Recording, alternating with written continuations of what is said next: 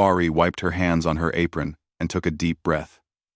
The cafe smelled of roasted nuts and sweet honey, a scent that always calmed her.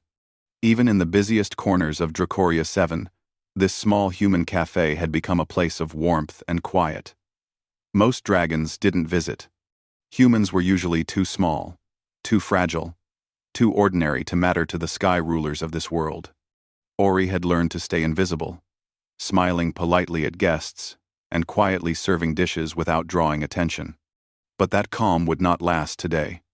A sudden tremor shook the floor, making the teacups rattle. Patrons froze, claws scraping the stone floor. The air seemed heavier, and every eye in the cafe turned toward the entrance. Through the wide doors strode Zerion, the Dragon Emperor himself, his scales glimmering like molten gold in the sunlight. He was massive, even by dragon standards, with wings that brushed the ceiling and eyes that seemed to hold centuries of power. Beside him walked a young dragonling, barely a few feet tall, its scales a soft sapphire blue. The dragonling's large eyes were filled with tears. It sniffled and looked around nervously, whining softly. Ori's heart immediately went out to the little creature. She had never been close to a dragon before. Most humans avoided them entirely, fearing even a glance could spark anger. But there was something in the dragonling's trembling form that spoke to her. "Your Highness," a shivering waiter whispered to Zerion. "The human. She should move back. She might disturb him further." But Ori did not move. She stepped closer, her voice gentle, her hands empty. She kneeled slightly to be closer to the dragonling's level. "Hey there," she said softly. "It's okay. You're safe." The dragonling looked at her uncertainly, its small wings quivering. It hiccuped, a tiny puff of smoke escaping its nostrils. Ori's mind raced. How could she calm it? She had no spells, no magic, no gifts beyond what humans often overlooked, the voice. She sang. It was a simple song from her home on Earth, a lullaby her grandmother had sung to her. The melody was soft, simple, and honest. She did not know if dragons could understand, but she hoped the feeling would reach the dragonling. The dragonling froze. Its tears stopped mid-drop. It cocked its head, listening. Ori continued, her voice steady, humming softly. Slowly, the dragonling stepped closer, pressing its small snout against her shoulder. Ori felt its warmth, its tiny heartbeat against her side. She smiled softly, her hands resting gently on its scaled back. In the back of the cafe, Zerion's eyes widened. He had seen many humans in his long life. He had seen some attempt bravery, some attempt cleverness, but never had he seen one calm his child with nothing but a voice. The cafe was silent, even the usual chatter of customers fading. All eyes were on Ori and the dragonling. Patrons held their breath, not wanting to interrupt, fearing the wrath of the emperor. But Zerion did not move. He simply watched, curiosity flickering in his ancient eyes. Minutes passed, though it felt like hours. Ori continued, allowing the melody to carry over the noise of the cafe, over the smell of roasted honey and fresh bread, and over the tension in the room. Slowly, the dragonling's wings relaxed. Its tail stopped twitching. It nuzzled Ori's shoulder and let out a soft sigh of relief. Ori looked up, startled. The emperor's gaze was fixed on her. There was no anger, no scorn, only a strange, unreadable expression. It was as if centuries of rigid rule and endless battles had been paused in that single moment. Something inside him shifted. Zerion's deep voice, quiet yet commanding, finally broke the silence. "Human," he said. "You have skill." Ori blinked, unsure whether it was a compliment or a warning. She had not expected recognition. She had not expected anything beyond the dragonling's calm. It's nothing, Your Highness," she stammered. Just a song. But Zirion's gaze lingered on her, thoughtful. This is not nothing. It is rare. Even among dragons, few can calm a dragonling in distress. Yet you. He hesitated, the words strange on his tongue. You managed it with nothing but your voice. Ori felt her cheeks warm. She looked down at the dragonling, who now rested comfortably at her side, eyes closed in trust. The Emperor's attendants whispered nervously, unsure if they should step forward. Some had come to see Ori punished, expecting her audacity to provoke the Emperor. But Zirion waved a claw slightly, dismissing their fear. Ori, meanwhile, straightened and gave a polite bow. I just wanted to help, she said softly. He looked sad. Zirion's wings shifted slightly. A gesture Ori did not understand. But the dragonling stirred, peeking up at him.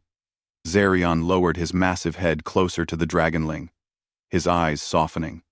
You see, he said quietly. Humans. You think small things matter little.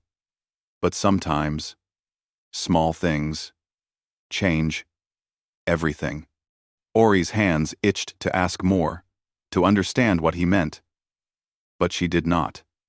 She had learned long ago that dragons spoke in riddles of patience. Sometimes, the lesson came after time, not immediately. The cafe slowly returned to life around them, though whispers continued. Patrons murmured about the Humyn, who had soothed the dragonling. Some dared glance at Zirion with curiosity, seeing him softened, his posture less rigid. They had never thought dragons could be influenced. Yet here was evidence before their eyes. Finally, Zirion spoke again, his voice echoing slightly in the high-ceilinged cafe. Humyn. Come to the Citadel, tomorrow. I wish to see this skill of yours again. Ori's stomach dropped. The Citadel? That place was reserved for dragons of power, rulers of great age, beings of immense authority. Humans were never invited. The idea of stepping inside filled her with fear. But she nodded, voice steady, despite the nervous flutter in her chest. I will come, Your Highness, she said. The dragonling stirred again, nudging her hand as if reminding her that it trusted her. Ori smiled. Whatever waited at the Citadel, she would face it. She could not leave this small creature in fear or sadness. As Zirion and his entourage departed, the tremor of their wings shaking the ground once more, Ori stood at the cafe entrance, watching. She felt a strange pull in her chest, a mixture of fear, anticipation, and wonder. Today, she had done something no human had ever done in Dracoria 7. And somewhere, deep inside the Emperor, centuries of solitude and unchallenged authority had begun to shift. Ori returned to her duties, but the simple cafe no longer felt ordinary. Even the scent of roasted nuts seemed sharper, richer, as if the universe itself had expanded around her small act of courage. By evening, stories of the Humyn and the dragonling had spread through the city. Whispers of amazement filled the streets. Some dragons were skeptical, others intrigued, but all agreed on one thing. Something had changed. And in the quiet of her tiny apartment above the cafe, Ori hummed softly, thinking of the sapphire dragonling's wide eyes and the immense presence of Zirion. She could not know what awaited her at the Citadel. But one thing was certain. Her life, and perhaps the life of Dracoria 7, would never be the same again. The next morning, Ori awoke to the soft hum of the city outside her window. Her hands felt strange, not from work or sleep, but from anticipation. Today she was going to the Imperial Citadel, a place she had only seen from a distance, perched high atop golden cliffs. It was said to be a palace of wonders and power, where dragons of every clan gathered, their scales glinting like jewels in the sunlight. Humans were rarely permitted inside. Ori swallowed hard and adjusted her apron, though she was no longer at the cafe. The streets of Dracoria V7 were alive with whispers about the previous day. Citizens peeked from windows, merchants paused their work, and even dragon guards paused mid-step, murmuring stories of a human who had calmed the Emperor's Dragonling. Ori kept her hood up, trying to remain unnoticed, but she could feel the eyes following her as she made her way to the citadel. When she arrived, the gates opened silently before her. Two massive dragon guards, with scales like bronze and eyes like molten fire, bowed their heads slightly. Ori stepped inside and was immediately struck by the grandeur. The halls were impossibly high, filled with banners of every dragon clan. Sculptures of dragons from ancient times lined the corridors, their wings stretching wide, as if ready to soar. At the center of the citadel, in a room brighter than the sun, sat Zerion. His massive form loomed on a throne, carved from black stone and glinting gold. Beside him, Prince Lythor nuzzled a pile of silk cushions, his eyes wide and curious. "Humyn," Zerion said, his voice deep and smooth, echoing slightly in the hall. "You arrived promptly. Sit." Ori bowed and stepped forward carefully, her knees stiff. The Dragonling lifted a small claw, almost shyly, and waved at her. Ori smiled and gave a small wave back. She had never thought she would be in the presence of a living emperor, let alone have a dragon prince acknowledge her. Zerion leaned forward slightly, studying her. "Yesterday," he began, "you did something unexpected. Most humans would run in fear or hide. Yet you approached my child and sang. Do you understand what you did? Joe. Ride." Ori shook her head gently. I just wanted to help him. He was crying, and I thought maybe a song could make him feel safe." Zerion's eyes softened. Humans often underestimate the value of care, patience, and small kindnesses. You may not know it, but what you did changed more than just his mood. Ori blinked, unsure how to respond. She had never thought of herself as important. Humans in Dracoria 7th were small and overlooked, their contributions often dismissed. Yet the Emperor himself was telling her she had done something remarkable. Prince Lythor yawned and crawled toward her. "Sing?" he asked softly, his voice high and musical. He climbed onto the cushions, settling near Ori's feet. Ori knelt down, unsure. "Do you want me to sing again?" she asked gently. The Dragonling nodded, curling into a small ball. Ori sang a simple melody, the same lullaby she had used at the cafe. The notes floated in the vast hall, echoing softly off the walls. The prince's eyes slowly closed, and he relaxed completely. For the first time in centuries, he allowed himself a long, uninterrupted moment to simply observe, to feel, to notice. After the song, Zerion spoke again. "You have a gift, a rare gift. Most dragons never understand human expression, yet you reach them where fire, strength, and dominance cannot." Ori's cheeks flushed. "It's not magic," she said softly. "Just a song. And care." The Emperor's eyes gleamed. "Care. Perhaps that is something I have long forgotten." Over the next few days, Ori was allowed to remain in the citadel. She spent her mornings singing to the prince, teaching him small human games and stories, and her afternoons observing the halls. She noticed patterns no dragon had seen, small details in the council chambers, disagreements between clans, and even subtle changes in the young prince's behavior. Zerion began inviting her to sit in council meetings. At first, she hesitated. She was only human. She was not trained in politics, strategy, or negotiation. But he insisted. "Sometimes," he said, "the eyes of one who is not blinded by power can see more than those who are consumed by it." During her first meeting, Ori noticed a disagreement between two dragon clans over territory in the northern mountains. The dispute seemed small to the dragons, but Ori could see it escalating. Using a careful combination of questions and gentle suggestions, she proposed a solution that both sides could accept without losing honor.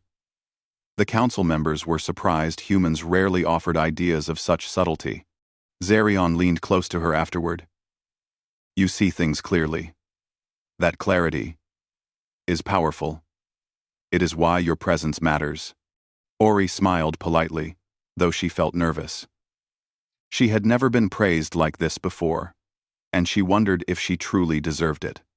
Yet every time she saw the prince smile, every time he laughed or played, she felt that perhaps her small acts were more meaningful than she had imagined. One afternoon, while Ori helped the prince with a new song, she overheard two dragons whispering, "The Humyn, she has influence over him. Over the emperor too," one said. "It is unnatural." Ori felt a small pang of worry. Influence was not something she sought. She only wanted to help the child, to soothe him, and make him feel safe. But it seemed that even her presence was stirring unease among the older dragons.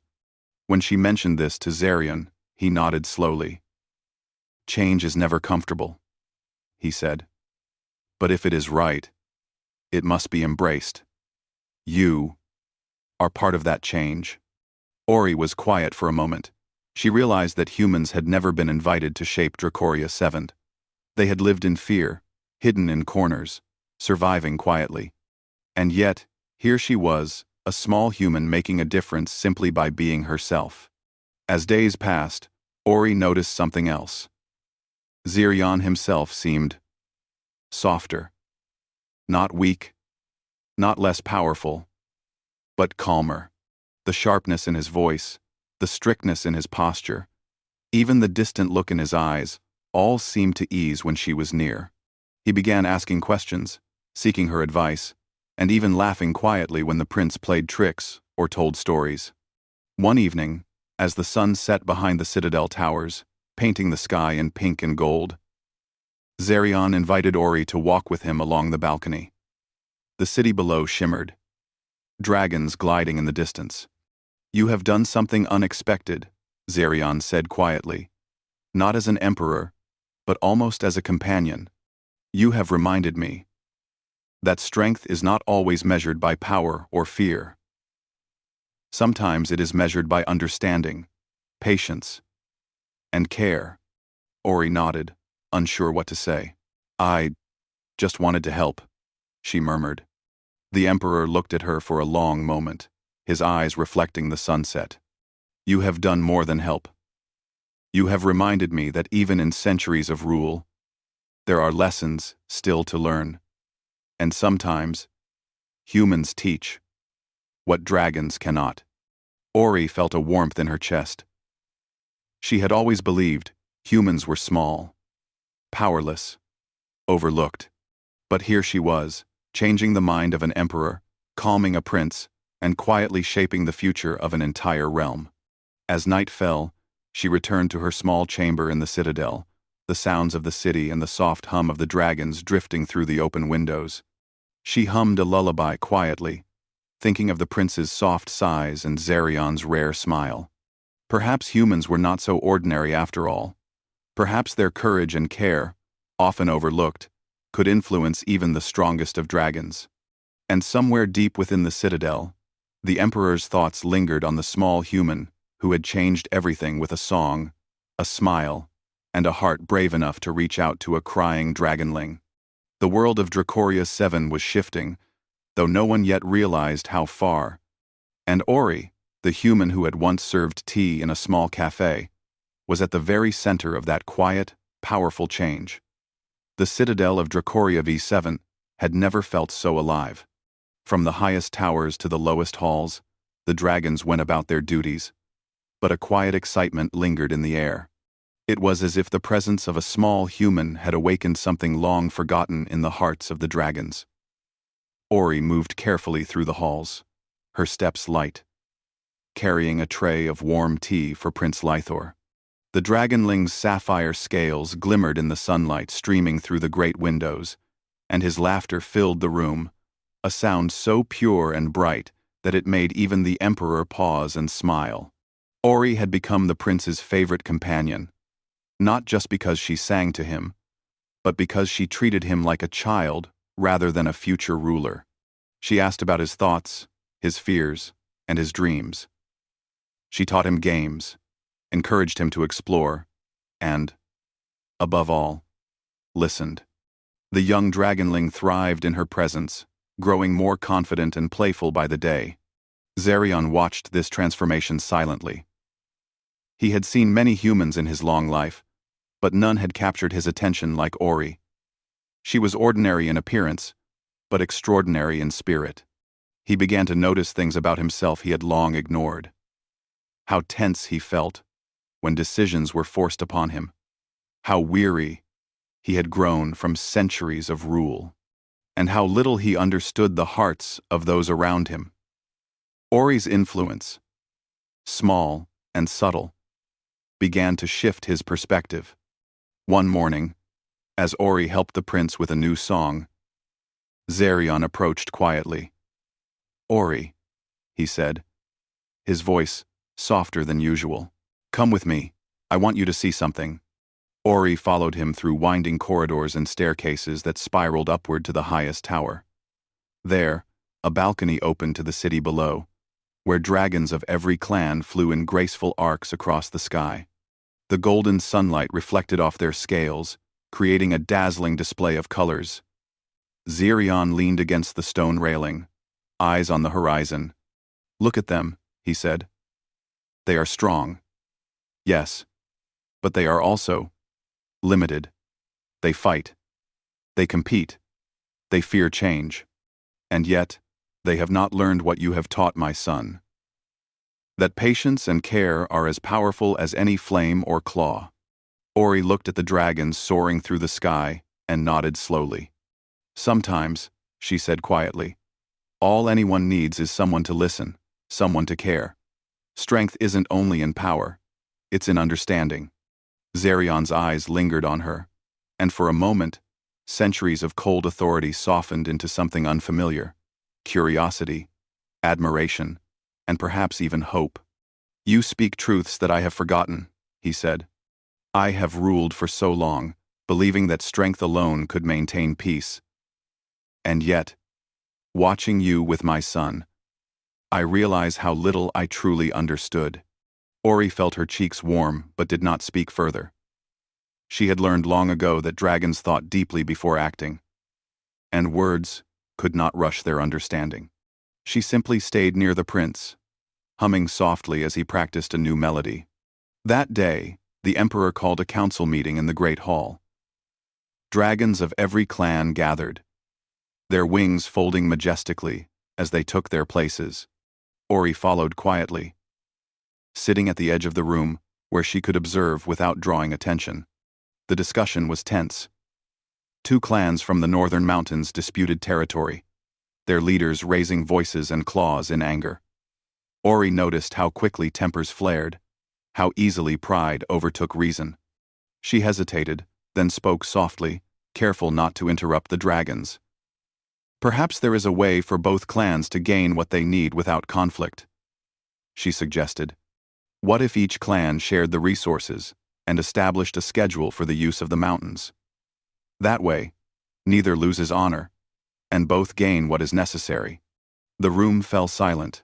The dragons looked at her in disbelief. Humans rarely spoke in council, and when they did, it was often ignored. Yet Zerion's gaze was steady. "Continue," he said, his voice deep and commanding. Ori explained her idea calmly, emphasizing fairness and communication rather than force. The council members murmured among themselves, some skeptical, some intrigued. Slowly, the heads of the northern clans nodded. They agreed to her plan, realizing that the human suggestion allowed them to avoid unnecessary conflict while preserving their pride.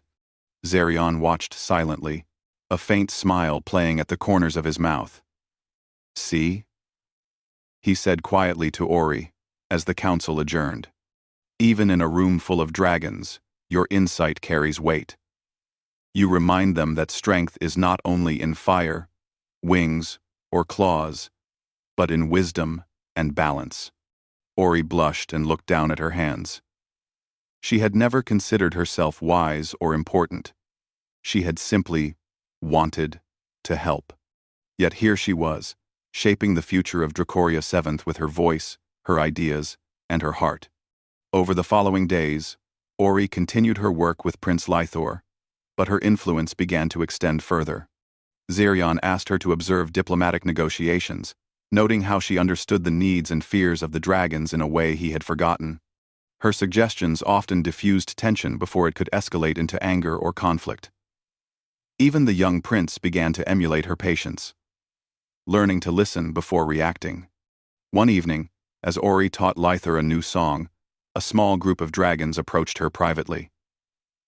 "You are unusual," one said. "Most humans are quiet, fearful, and weak.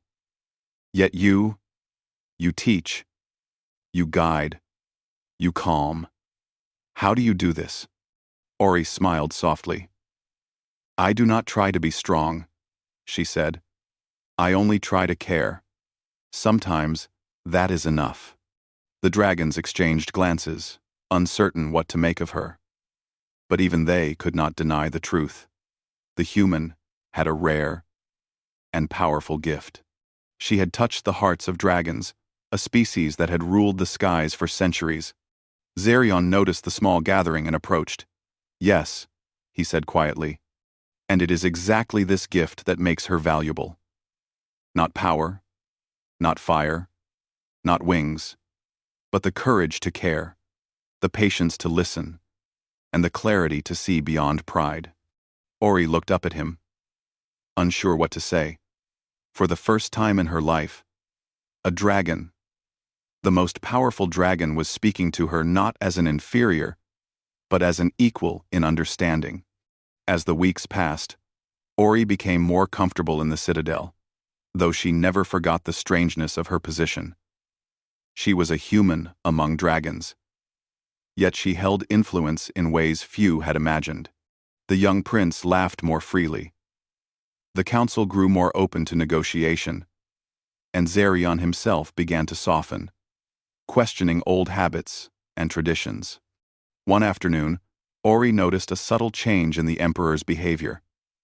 He lingered longer near the prince, watching him with quiet interest rather than the formal concern of a ruler. He asked her questions about human life, about her thoughts and feelings, and even sought her advice on decisions that had nothing to do with the council. "You have changed my mind," he said quietly one evening as they walked along the balcony, the city below bathed in golden light. "I once believed humans were weak, insignificant, unworthy of attention. But you have shown me the value of courage, of kindness, and of perspective." Ori felt a warmth in her chest. She had never imagined a dragon could speak in such a way. I only wanted to help your son," she said softly. "And yet," Zerion said, "you have helped far more than him. You have reminded me what it means to lead with wisdom rather than fear, to care rather than control. Your presence changes everything." That night, Ori sat beside Prince Lythor as he drifted to sleep. She hummed softly, her lullaby floating through the warm chamber. The prince's soft breathing was calm, steady, a sign that he felt safe and happy.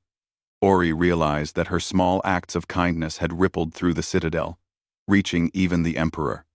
And somewhere deep within Zerion, centuries of rigid authority began to bend. The emperor, once unyielding and distant, felt a new understanding growing in him. Humanity, so often overlooked, underestimated, and dismissed, had reminded him that strength was more than dominance. It was courage, care, and compassion. Ori smiled softly, not knowing how far her influence would reach. She only knew that she would continue to teach, to sing, and to guide. The world of Dracoria 7 was vast and full of power, but she had learned a truth that few dragons ever discovered. Even the smallest voice, spoken with courage and kindness, could awaken greatness in the hearts of giants.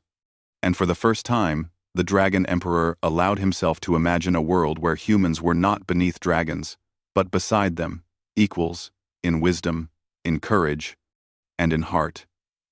The citadel of Dracoria's 7 had grown restless. Whispers ran through the grand halls, like winds through the mountains. Many dragons were curious about Ori, the human who had calmed Prince Lythor, but some were unsettled. They could not understand how such a small, seemingly fragile being could influence the ruler and the young heir. Ori, however, remained focused on her true responsibility, the well-being of the prince. She spent her mornings teaching him songs, encouraging him to explore the gardens, and reading stories about humans and dragons alike. The young Dragonling had grown more confident, his sapphire scales shining in the sunlight as he practiced flying around the courtyard, with the Emperor watching silently from above. One afternoon, as Ori guided Lythor through a new melody, a group of dragons approached the balcony. They were from 2 of the oldest clans in the north, their eyes sharp and scales glinting in the light. Their whispers carried just enough for Ori to hear. "He relies on her too much," one hissed. "She is a human. Humans are weak, fragile, unfit to shape our future. She should not influence the Emperor or his heir." Another said, "This is dangerous. The balance of power cannot rest on a human's advice." Ori's heart pounded. She had never intended to wield influence. She only wanted to help the prince feel safe and cared for.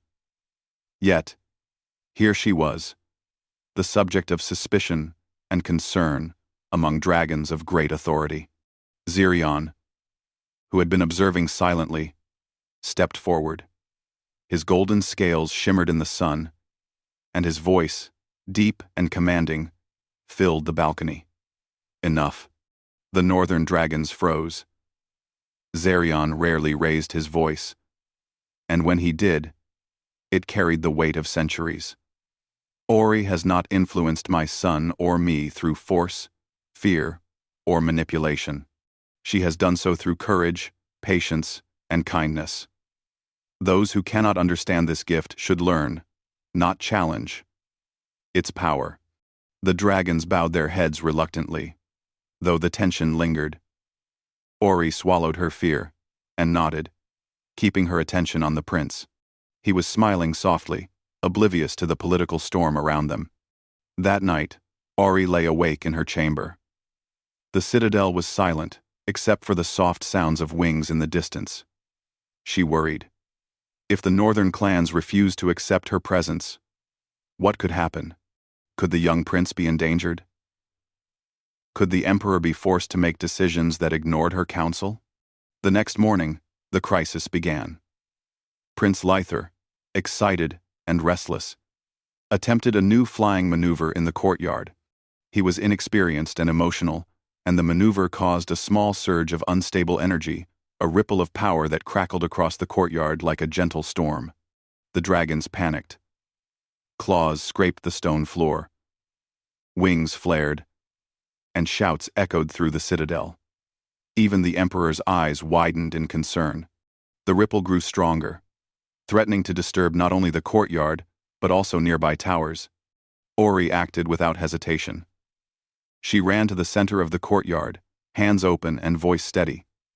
She sang the same soft lullaby she had first used at the cafe. The melody carried through the air, calm and pure, floating over the chaos. The young Dragonling paused mid-air, listening. Slowly, his wings stopped trembling, his body relaxed, and the ripple of unstable energy faded. The courtyard was still, save for the soft hum of Ori's voice. All eyes turned to her. Dragons from every corner of the citadel were watching. Even the skeptical northern clans were speechless. A human had calmed a surge of dragon power without magic, without dominance, without threat, simply through care, patience, and song. Zirion approached her quietly as the Dragonling landed safely beside her. His eyes, golden and intense, softened. "You have done it again," he said quietly. Even the strongest power can be guided by understanding. You remind us that control is not the same as strength. Ori nodded, breath steady but heart racing. He was frightened, she said softly. He only needed to feel safe. The Emperor's gaze lingered on her. For centuries, he had measured strength by scale, wing, and fire. Yet here, he realized, true strength could also be found in courage and compassion. The quiet courage to care, to soothe, and to act with patience. The ripple had not only calmed, it had shifted something in the council. Dragons who had opposed Ori's presence now whispered to each other, realizing that fear and pride were not always the answers. Some even bowed slightly in acknowledgement of the human who had preserved peace. But not all were convinced. That evening, a small faction of northern dragons gathered privately. "We cannot allow this to continue," one said. "If the Emperor relies on a human, we risk imbalance. What if she makes a mistake next time?" Their fear and skepticism were understandable. Yet Ori's actions had shown that small gestures of care could surpass raw power. The balance of Dracoria 7 was not only about wings and fire, it was also about wisdom, patience, and heart. The following day, Zerion called a private meeting with Ori. They walked together along the balcony, overlooking the city. The golden light of morning reflected off the scales of dragons soaring through the sky, painting a tapestry of color and motion. "You see," he said quietly, "there are those who fear change. They do not understand the value of what you bring. But their fear does not diminish the truth. Your courage and care stabilize more than raw power ever could. You have saved more than my son. You have saved the citadel itself, and perhaps even the trust of its people." Ori looked at him, eyes wide. I only wanted to help him. I didn't know." "You did more than help," Zerion said. "You reminded me of a truth I had long forgotten. Even the smallest voice, spoken with care and honesty, can shift the hearts of giants." Ori felt a warmth in her chest. She had always believed humans were small and overlooked. Now she saw that courage, empathy, and patience could influence even the greatest of dragons. In the days that followed, Ori continued her guidance with Prince Lythor. She taught him to control his energy, to focus his emotions, and to express his feelings without fear. Slowly, the prince grew more confident. His sapphire scales brighter, his laughter louder, and his wings steadier. The Emperor, too, grew more reflective. He observed his council with new eyes, noticing patterns, fears, and needs he had once ignored. He listened to Ori's suggestions, not as commands, but as insights. Her perspective, human though it was, opened new pathways of understanding that had been hidden behind centuries of tradition. Even the skeptical northern dragons began to accept her presence, though quietly. They watched as she interacted with the prince and the emperor, realizing that her influence was not a threat, but a stabilizing force. One evening, as Ori hummed softly while the prince slept, Zerion stood nearby, his golden eyes reflecting the candlelight. "I see now," he said, "that strength is not only in what one can do alone. True strength is in who can guide, who can calm, and who can inspire. You, Humyn, have reminded me of this truth." Ori smiled softly. She had never imagined that a human could hold such meaning in the world of dragons. Yet here she was, not through power or magic, but through care, patience, and courage. And somewhere deep within Zerion, the centuries of isolation and rigid authority began to shift. The Emperor felt a stirring of hope, a new understanding that humans were not beneath dragons, but could stand beside them, teaching lessons of heart, wisdom, and bravery that even dragons had long forgotten. The ripple of the previous day's crisis had passed, but its lesson remained. Care, courage, and compassion were forces more powerful than fire or strength alone. And in the quiet of the citadel, a human named Ori had proven it. The world of Dracoria 7 was changing. Slowly, quietly, but undeniably. And at the heart of that change was a small human who had sung to a crying dragonling and shifted the spirit of an emperor. The citadel of Dracoria the 7th was quiet in the early morning, but a subtle energy hummed through the halls. The events of recent days had left a lasting mark. Dragons moved, with more thought, listening to one another. The council spoke in measured tones, aware that influence came not only from power, but also from wisdom, patience, and care. At the center of it all was Ori, the small human who had changed the hearts of the emperor and his son. Prince Lythar was already awake, his sapphire scales glimmering in the soft sunlight. He practiced small flight patterns in the garden, circling gracefully around the fountains. Ori stood nearby, her hands ready to guide him if needed, her voice humming a gentle melody. The prince's confidence had grown remarkably. He no longer flinched at small mistakes or feared the power within him.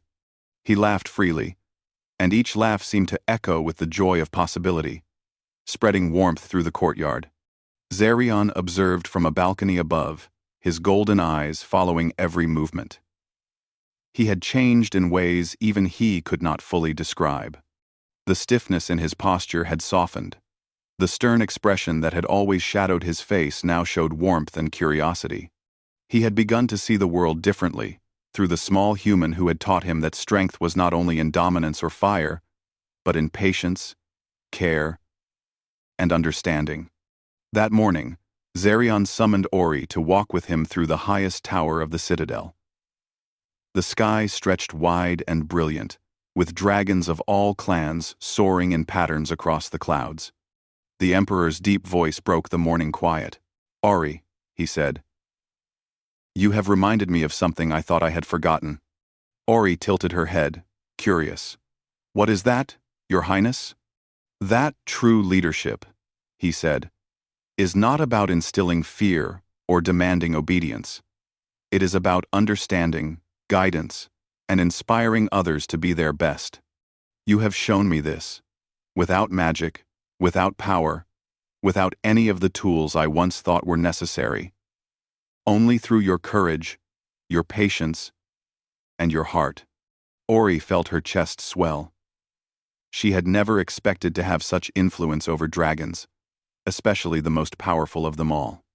Yet here she was, walking beside an emperor who was slowly discovering the meaning of a new kind of strength. The day brought a special gathering. Dragons from every clan assembled in the central hall, not for conflict, not for debate, but for celebration. Zarion had called the meeting to recognize Ori's contributions not only to the prince but to the empire itself. "Citizens of Dracoria 7, Zarion announced, his voice echoing through the hall.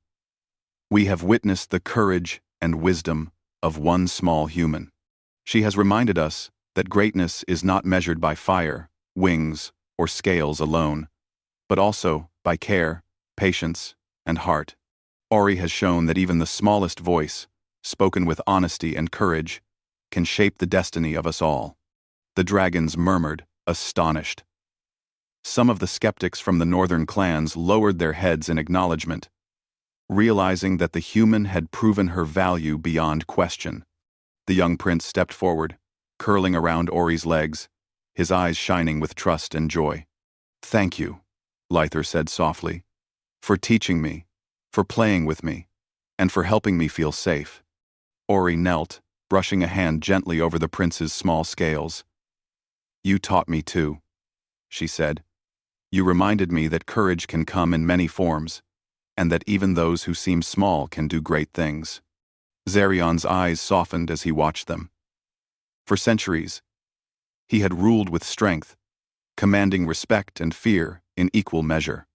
But now, standing among his council and citizens, he realized that the future of Dracoria 7 depended not on fear or power, but on understanding, cooperation, and courage of heart. The emperor turned to address the council. Let it be known, he said, that humans shall no longer be seen as insignificant. They have wisdom to share, courage to inspire, and hearts that can teach even dragons the meaning of care. Ori will continue to guide and counsel my son, and her voice will be welcomed in all matters of the citadel. Whispers of amazement ran through the hall. Some dragons blinked in disbelief, while others nodded quietly, recognizing the truth in Zerion's words.